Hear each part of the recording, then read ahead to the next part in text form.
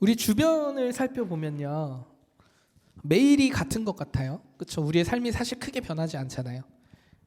근데 매일이 같은 것 같지만 좀 우리가 조금만 더 집중해서 살펴보면요, 늘 새롭게 변하고 있다라는 것을 알 수 있어요. 가깝게는요, 우리 여기가 강남역이잖아요. 그리고 신논현역이잖아요. 이 강남역만 보아도 좀 달라진 게 있어요. 좀 이 사회의 고통적인 면에서는 좀 마음이 아프긴 하지만, 강남역의 그 메인 거리 있잖아요. 메인 거리. 거기에 임대가 나올 것이라고 상상을 해본 적이 없어요. 한 번도 비워본 적을 본 적이 없거든요. 제가 강남역에 나오면서. 근데 너무 많아요. 대로변에 너무 큰 건물에 막 뭐 임대 붙여져 있는 게, 늘 건물이 그 자리에 있지만 그렇게 변한다는 거죠. 근데 이런 사회적인 변화뿐만 아니에요. 홍대에도 한번 보면요, 홍대는 예전부터 1년만 되면 막 매장이 막 바뀌어 있어요. 그런 것처럼 뭐 사회적 변화가 엄청 크죠. 매일 같은 것 같아도. 근데 이런 사회적 변화뿐만이 아니에요.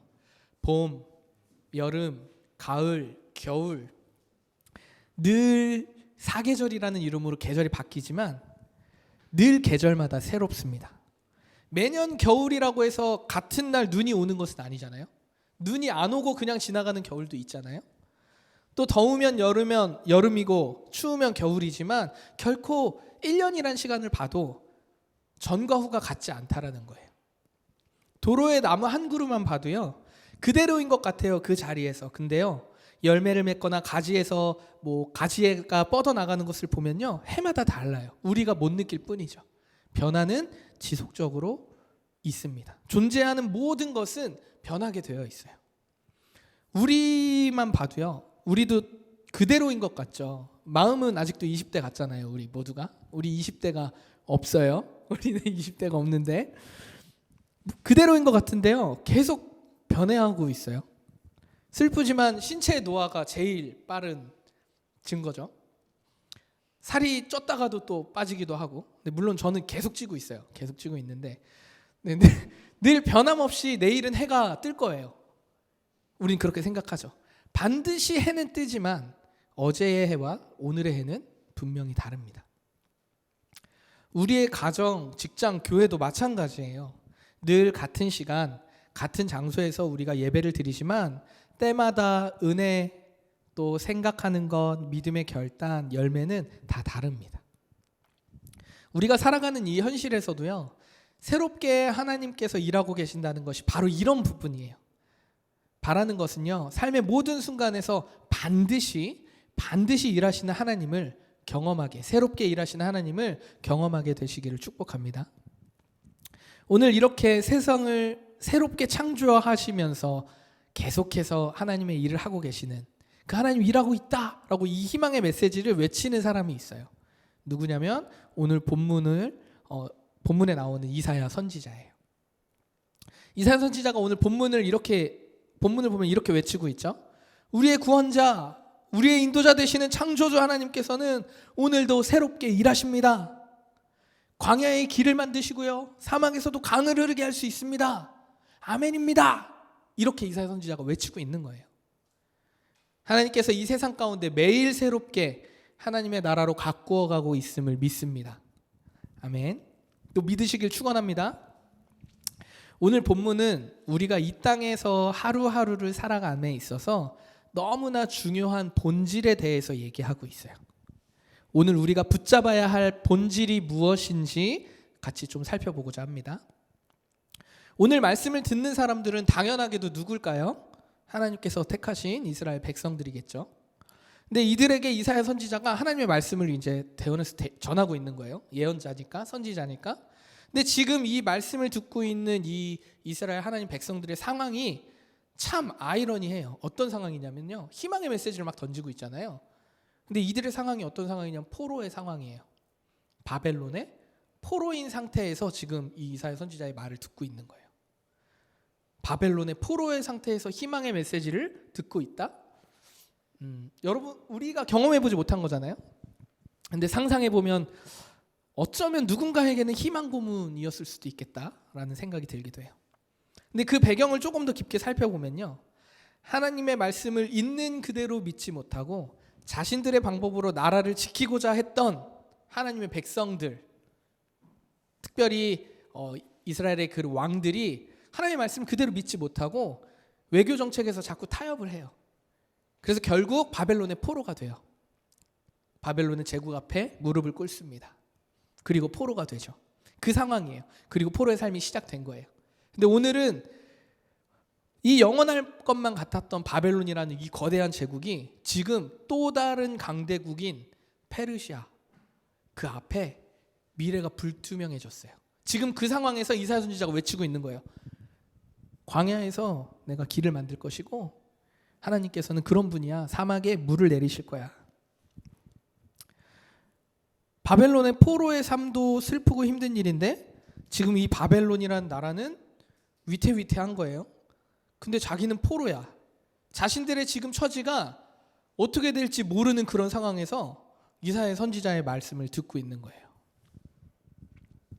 이렇게 얘기하죠. 이사야 선지자 18절 말씀입니다. 너희는, 이스라엘 백성들아, 너희는 이전 일을 기억하지 말고 옛날 일을 생각하지 말라. 이렇게 얘기하고 있어요. 이전 일, 옛날 일을 기억하지 말고 떠올리지 말래요. 근데 그렇다면 과거의 일, 지나간 일을 떠올리지 않는 것이 무슨 얘기인가? 약간 좀 헷갈리잖아요. 떠올리지 말라는 얘기. 보통 우리는 흑역사 하나쯤 있잖아요. 전태기 흑역사 있어요? 기억이 나지 않아요? 그 우리 생각해 보면 그 사진으로도 몇 장 있잖아요. 그 여우 목도리 하고 다니던 그 사진. 예. 너무 미안해요. 갑자기. 네. 예. 우리는 흑역사 하나쯤은 우리 모두가 가지고 있잖아요. 근데 시간이 좀 많이 흘러서 마음이 좀 편해졌을 때는 그 일을 웃으면서 말할 수 있어요. 흑역사라고 할지라도. 근데 정말 떠올리고 싶지 않은 일인데, 그리고 말하고 싶지도 않아요. 근데 문득 생각이 날 때가 있잖아요. 갑자기 생각나서. 그럴 때는 막 마음이 무거워지고 불쾌해지는 그런 때 경험 있지 않으세요? 저는 있거든요. 흑역사일 때는 분명 슬프고 힘든 일이에요. 지금 지나간 걸 생각하지 말라는 이 선지자의 말이 흑역사를 가지고 아직도 회복이 안 된 상황에서는 그 말이 너무나 힘이 되는 말이에요. 근데요, 만약에 반대 상황이면 어떨까요? 너무나 기분 좋은 추억, 생각만 해도 기분 좋은 그런 과거, 막 영광의 그 가득 찼던 그 시절들. 저도 리즈 시절에 여기 턱선이 장난이 아니었거든요. 제가 나중에 여러분 그 올디너리 그 교회에 한번 올려볼게요. 제가 카톡방에. 네, 별로 알고 싶지 않죠. 시온이 왜 하죠? 네. 너무 영광에 찼던 그 시간들이 있었다면 이전 일을 기억하지 말라는 게 좀 와닿진 않잖아요. 왜 좋은 일인데 왜 그건 계속 추억을 해야 되는 거 아니야?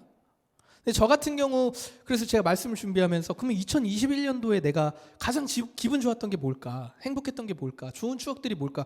떠올리지 말라 했지만 말씀은 한번 떠올려 봤어요. 근데 집을 이사한 게 너무 기쁘더라고요.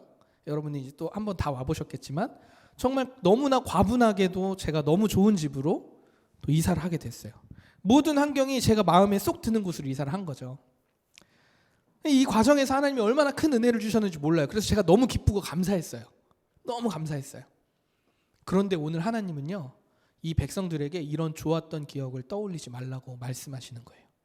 그것이 흑역사인지 아니면 아주 감사가 넘치는 하나님의 은혜로 가득 찬 추억인지 어떤지 잘 모르겠지만 어쨌거나 지나간 일, 옛날 일 떠올리지 마.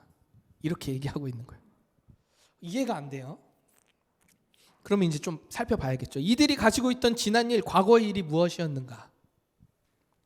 그게 무슨 일이었냐면요, 출애굽의 사건이었어요. 출애굽 아시죠? 본문 이제 바로 앞절에 보면요, 출애굽할 때 그 일을 상세하게 이야기하고 있어요. 내가 너희를 어떻게 출애굽할 때 애굽을 탈출할 때 도왔는지 기억하고 있느냐라는 얘기를 오늘 본문 바로 앞절에 상세하게 얘기하고 있어요.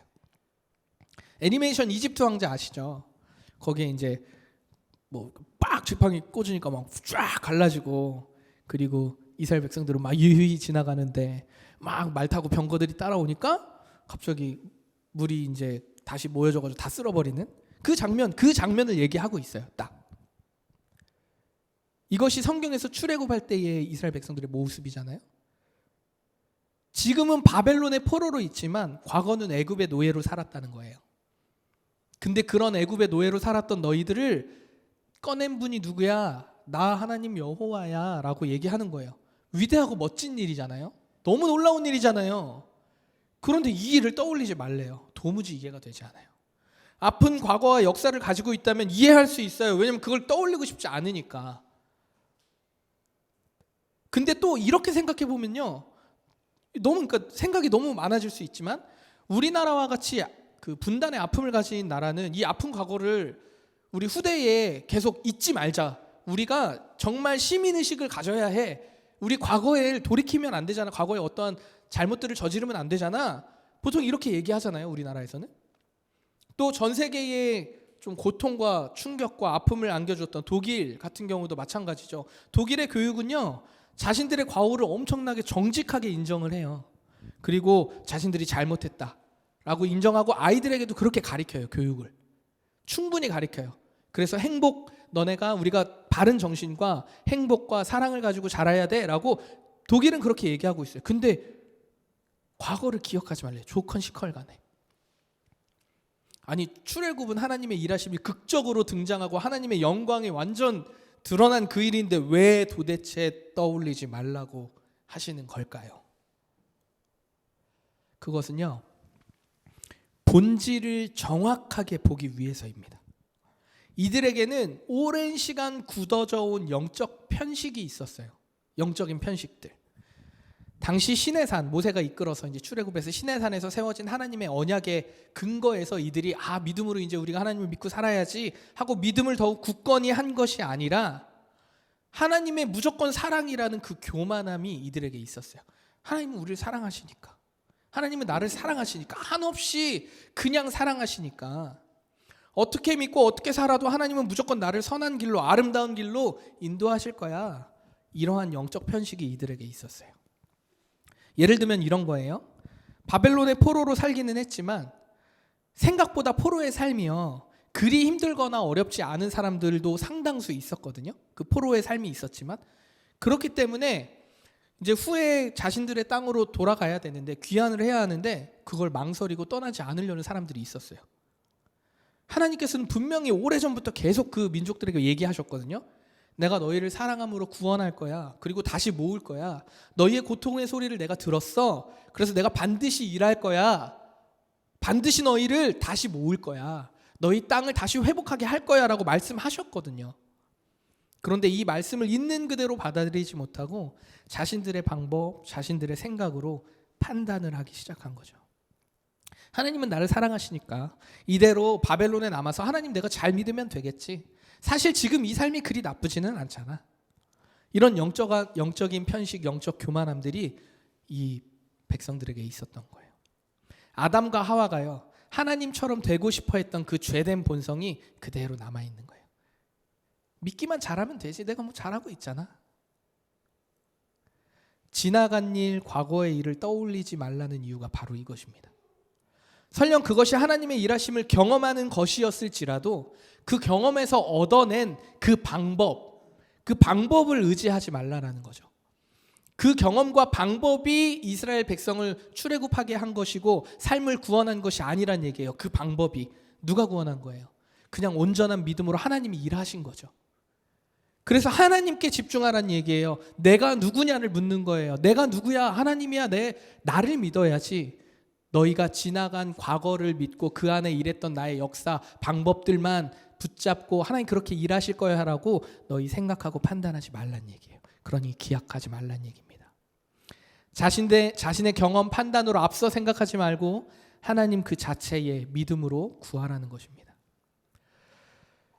근데 좀 놀랍다고 해야 될까요?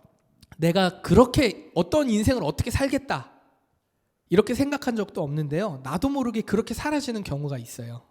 예를 들어서요, 경험을 하고 바른 사고와 건강한 가치를 가지면 잘 살 수 있을 거야 라고 무의식적으로 우리는 생각을 하죠. 많은 경험을 하면 할수록, 또 건강한 가치를 가지면 가질수록 무의식적으로 우리는 잘 살 거야 라고 생각을 해요.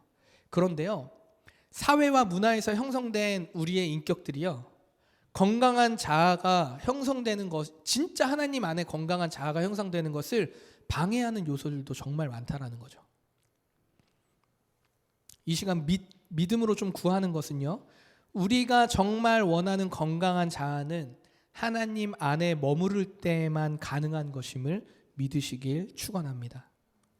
이스라엘 백성들에게 출애굽의 그 엄청난 일을 떠올리지 말라고 말씀하신 것, 하나님은 지금 너희가 과거의 방법을 떠올려서 생각하는 것, 또 삶에 제한하는 것, 과거의 그 일을 통해서 하나님 이렇게 하셨지 라고 방법을 떠올리는 것을 먼저 하지 말란 얘기예요.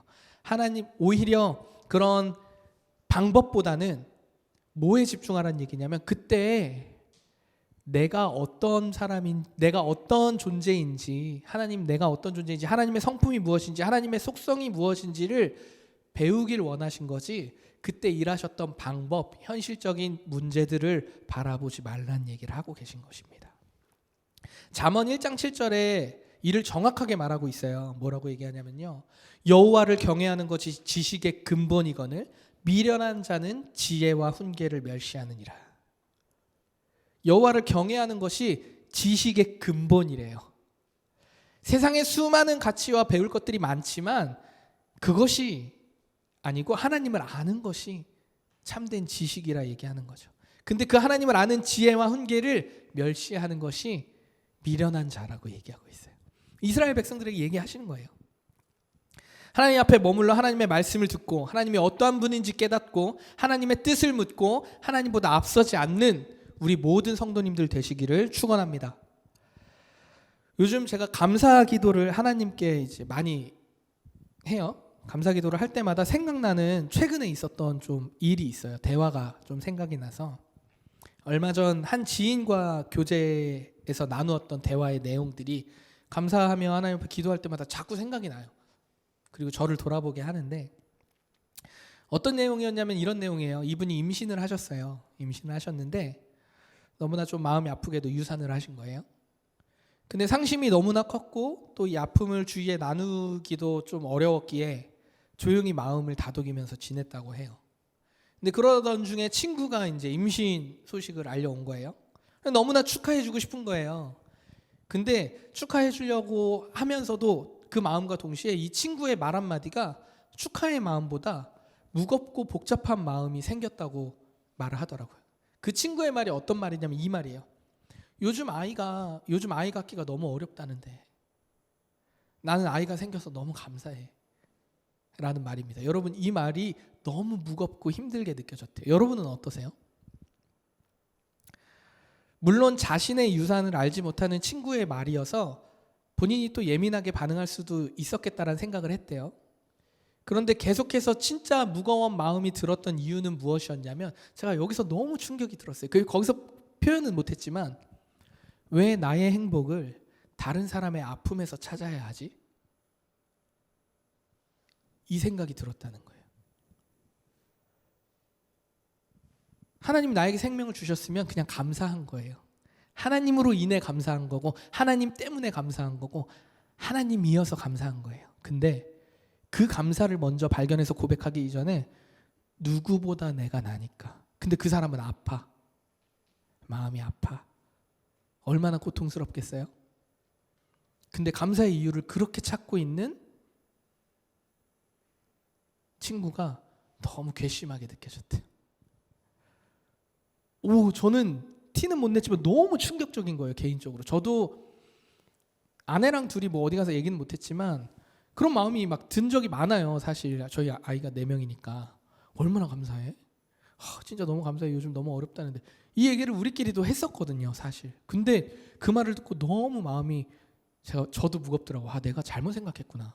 하나님 안에 감사를 찾고 하나님으로 인해 기뻐해야 돼. 근데 말씀을 준비하면서 그게 딱 더 생각이 나더라고요.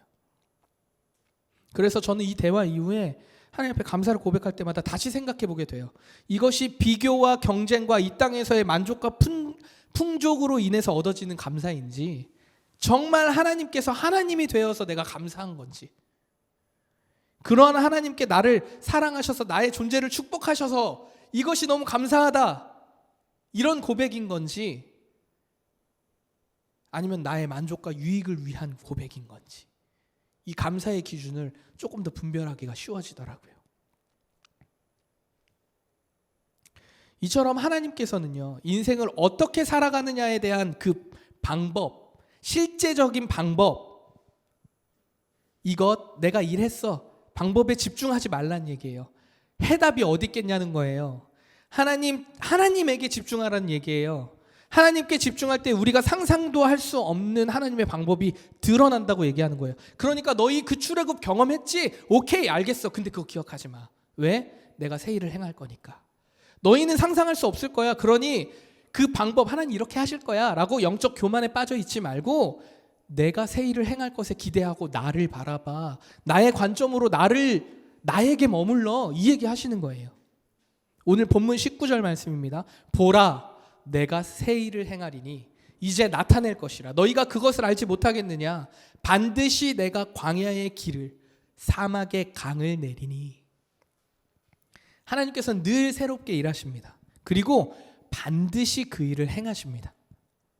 하나님께서는 예수님이 오시기 전 구약시대잖아요. 구약시대에는요, 하나님께서 직접 백성들에게 나타나기도 하시고 또 택하신 백성과 선지자들을 통해서 하나님 자신을 막 드러내셨어요. 그러나 이것으로도 늘 나의 만족, 유익, 그리고 진짜 감사의 본질을 찾지 못했던 모든 인류를 위해서 하나님이 새 일을 행하셨잖아요. 그것이 뭐예요? 예수 그리스도예요. 오늘 고백했잖아요. 십자가 앞에 모든 것 다 내어드리고. 오직 한 분인 하나님께서 우리를 완전히 구원하기 위해서 하나밖에 없는 아들 예수를 인간의 몸으로 보내셨다는 것. 이 땅에 보내주신 것, 우리를 구원하기 위해서. 새 일을 행하신 거예요. 구약시대에는 전혀 상상도 할 수 없는. 근데 여전히 안 믿잖아요. 예수 그리스도. 감히 누가 상상이나 할 수 있겠습니까? 우리가 하나님을 온전히 신뢰함으로 바라본다는 것은 바로 이런 것을 의미하는 거예요. 내가 경험한 하나님, 그리고 나의 생각과 판단들이 하나님의 일하심을 제한해서는 안 된다는 거죠. 날마다 새롭게 일하시는 하나님께서 말씀하시는 거예요. 내가 광야의 길을 만들 거야. 너 할 수 있어, 이성준? 내가 사막의 강을 내릴 거야. 너 할 수 있어, 이성준? 도저히 우리의 상상으로는 할 수 없는 일을 하나님은 하신다는 거죠. 상상을 하더라도 상상은 할 수 있어. 그래도 우리가 할 수 없는 것들을 하나님은 하실 수 있다는 거예요. 오늘 이사야가 던진 이 희망의 메시지를 받은 하나님의 백성들, 그리고 우리들, 이 하나님의 백성들이요, 말도 안 되는 방법으로 포로 생활을 끝내고 귀환하게 돼요. 하나님이 새 일을 어떻게 행하셨는지 정말 말도 안 되게. 페르시아의 고레스 왕이라고 있습니다. 이 고레스 왕이 결국 위태위태했던 바벨론을 함락시켜요. 정복하게 됩니다.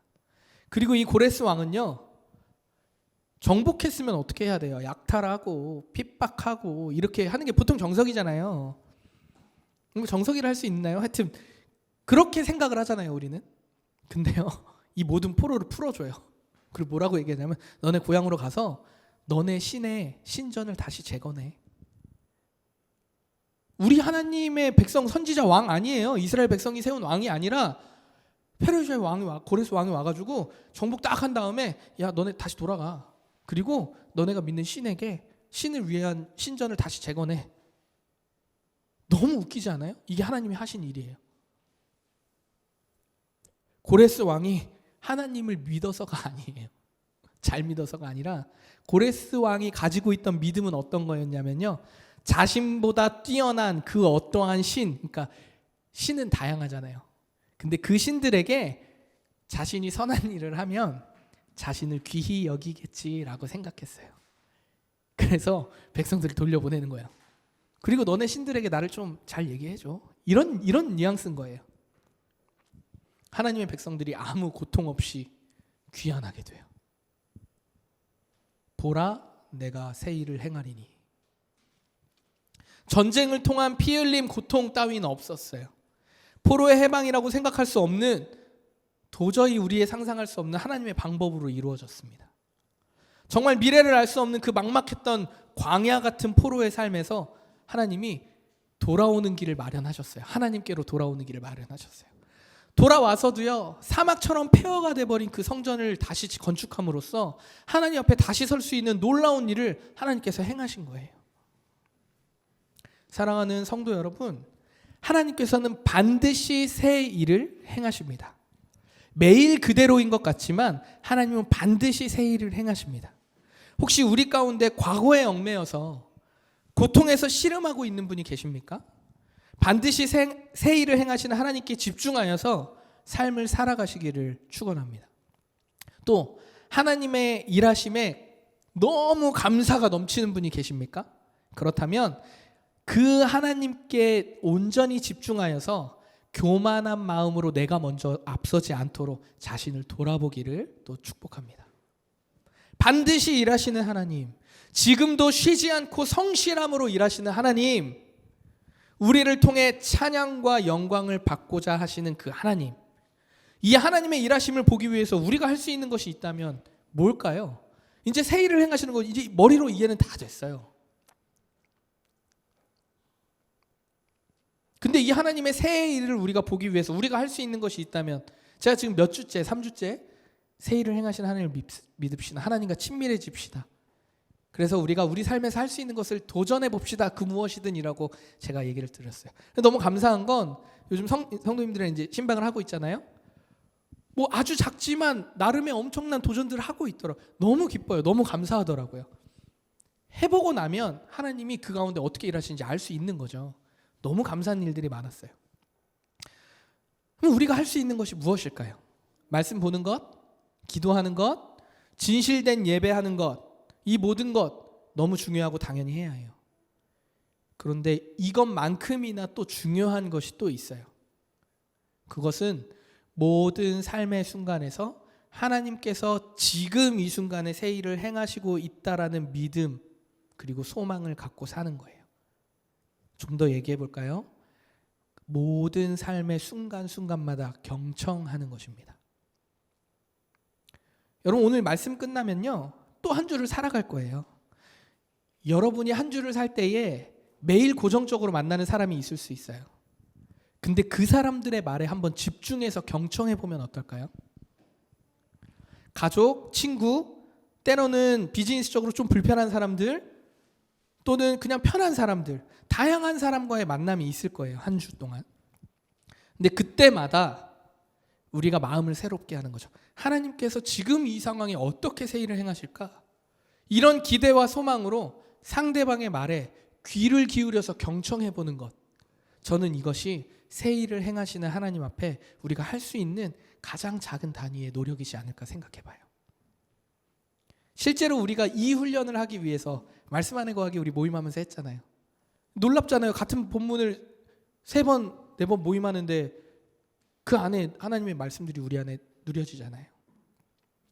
저는 이것이 하나님을 경청하는 것, 하나님이 누구를 통해서 어떻게 일하실지 모르기 때문에, 우리의 상상을 넘어서는 일이기 때문에 모든 삶의 순간순간마다 경청하는 것, 말일 수도 있고 감각일 수도 있고 행동일 수도 있고 태도일 수도 있고 벌어지는 상황의 환경의 일일 수도 있어요. 근데 그것을 하나님의 관점으로 어떻게 바라보느냐의 문제인 거죠.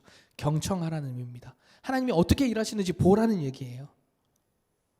저는 이것이 하나님의 새 일을 기대하는 우리 일상의 삶을 대하는 태도라고 생각해요. 이런 삶을 살아내시기를 축원합니다. 말씀을 좀 정리할까 해요.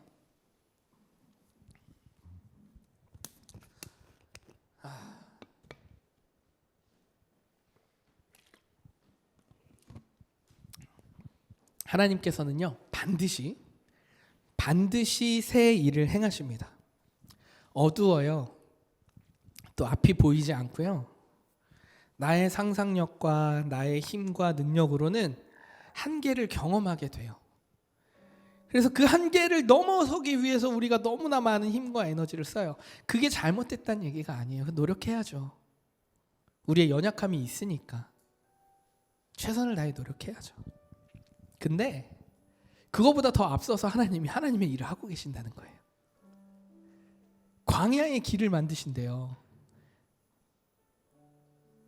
물 한 방울 나오지 않는 사막에서 물을 내신대요. 그것이 우리의 하나님입니다. 전혀 새롭게 일하시는 분임을 우리가 믿으시기를, 그 믿는 저와 우리 성도님들 되시기를 축원합니다. 또 그 일을 기대하는 우리가 되었으면 좋겠어요. 자고 눈 떴는데 몸이 피곤해, 힘들어, 비즈니스적으로 너무 불편한 사람을 만나야 해, 또는 내 삶이 너무 무료해, 그래서 생각하고 제안하는 것이 아니고 판단하는 것이 아니고 애써 힘든 몸과 마음, 영과 육을 붙잡고 나아가면서 하나님 오늘 새 일을 행하신다는데 뭐 하실 거예요 진짜. 나 오늘 너무 무료하네요. 뭐 하실 거예요 하나님 진짜. 나 요즘 마음이 너무 어려운데. 근데 하나님 내가 믿을게요. 그러니까 오늘 내가 입 꼭 닫고 경청 한번 해보고 내 삶이 어떻게 되는지 한번 돌아볼게요. 우리의 삶과 신앙의 모든 영역에서 하나님은 말씀하고 계십니다. 하나님께서는 우리의 찬양과 영광을 받기 위해서 우리를 택하셨어요.